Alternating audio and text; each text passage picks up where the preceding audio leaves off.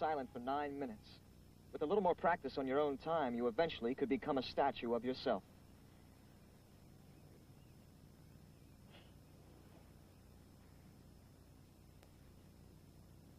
Tell me, what's a swinger like you doing in an ungroovy town like this? Well, No, don't put me on. Tell me. But, Carolyn, knock it off. No, what was it? Let me see. Your dad got drunk, and he beat you up in front of the drugstore. Oh, and all your buddies watched. And your mom cried her eyes out until you practiced the violin. But what you really wanted to be was the next flyweight boxing champion. Middleweight. Flyweight. I'll tell you what. Let's go back to not talking. I mean, I didn't know how well off I was.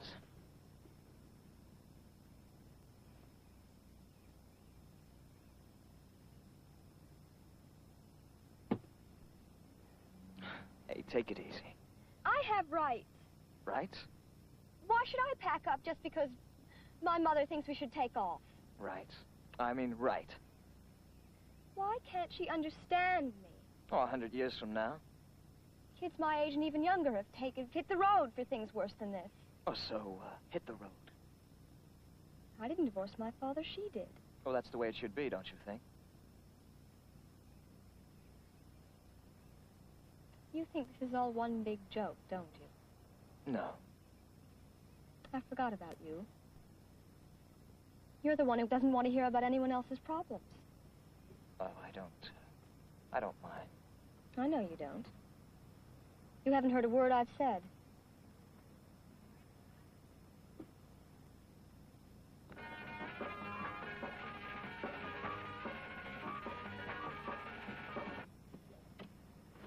The battery's weak. Take me back. In a minute. Look, are you going to start this heat? No, wait a minute. Now, wait a minute. You didn't jump into a garbage truck or a bread truck. You deliberately jumped into my heap. My brother's. You have a remarkable memory. Now, you young kids are very charming. I mean, very attractive and hip. You got a lot of snappy chatter. But you're very shy. Take me back.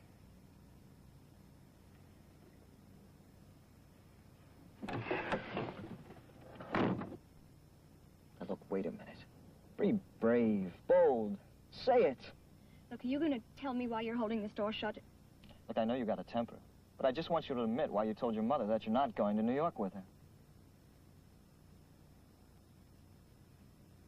All right. I give up.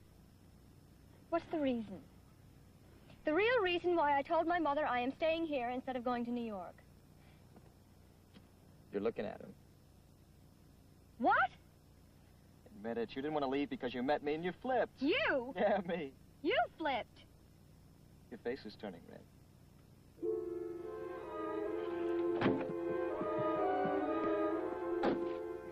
Hey, Carolyn. You're a big girl now.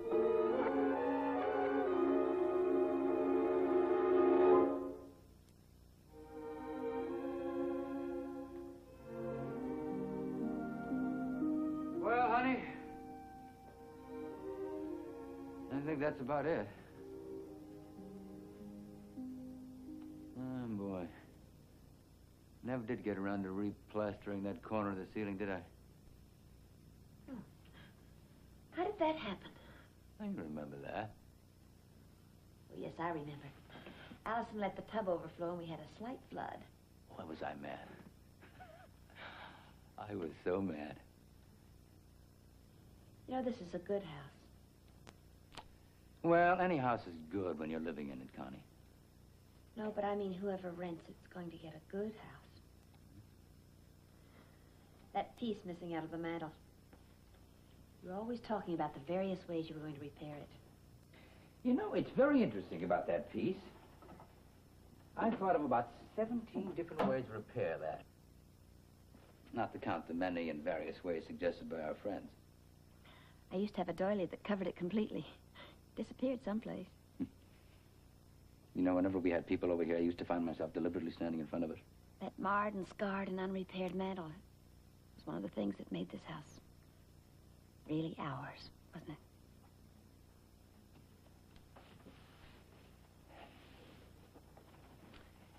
I'm looking forward to spending the rest of my life with you.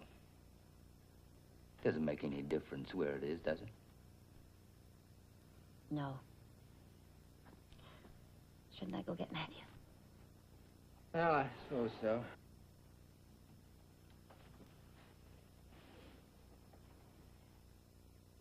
Well, Michael, Hi. I was just going up to get Matthew. Well, Connie, you don't have to go. I know that. Look, Mike. Yummy, wait a minute. Just give me a chance to say what I came to say. Okay. Well, I'm sorry that I gave you and Connie so much pain and so much unhappiness. Okay, forget it. It's over. No, wait a minute. It's not over. What do you mean? Well, I can see you're still angry. Why should I be angry? It's over. It's finished. Well, it's kind of a strange way to accept an apology, isn't it? Strange way to...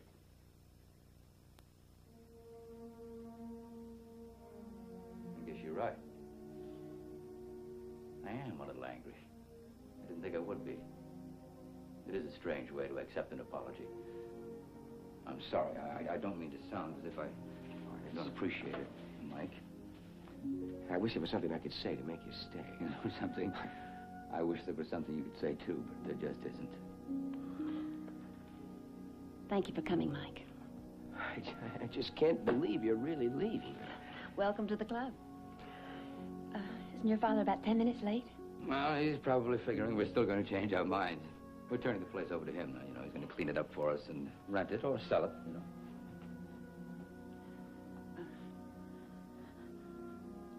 I'd like to go now. Couldn't we meet your father at the store? All right, darling, sure. Listen, if you like, you can give me the key. I can, you know, stay here with him in case you miss him on the way or something. Well, that's a good idea. Fine, Mike. Good night, Connie. I miss you. And you, Sir Matthew. And you.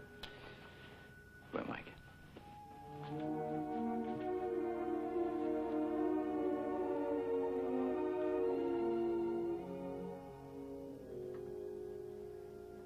Mike, you've been a good friend, Constance. And to me. And I thank you for that.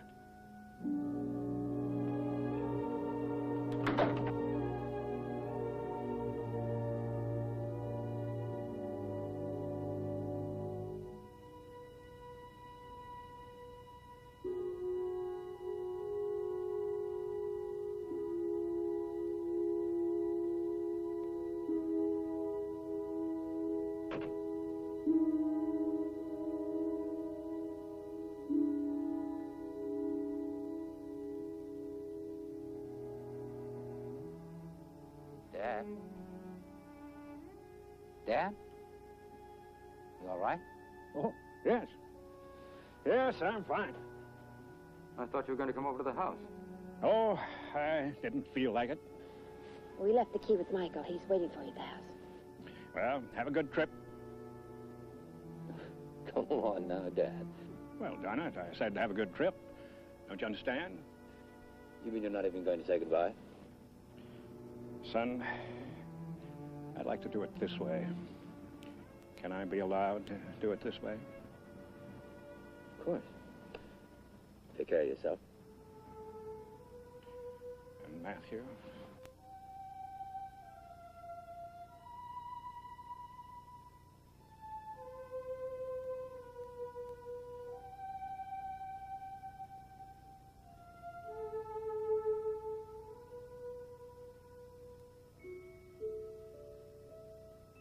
Matthew.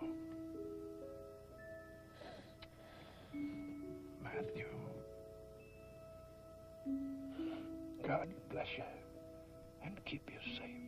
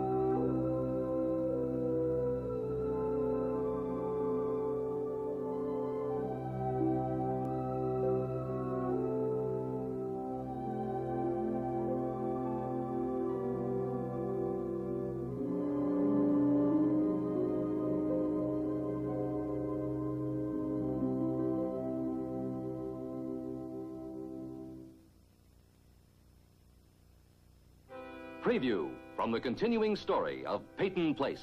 Mother, I understand your needs. But don't you see, I can't fill them at the cost of my own marriage, not again. The mill's been sold. Right from under me. I'm going to be leaving you. My services are no longer needed. So you really dig her? That girl is trying to lift herself up out of the gutter. Your gutter. Stay clear.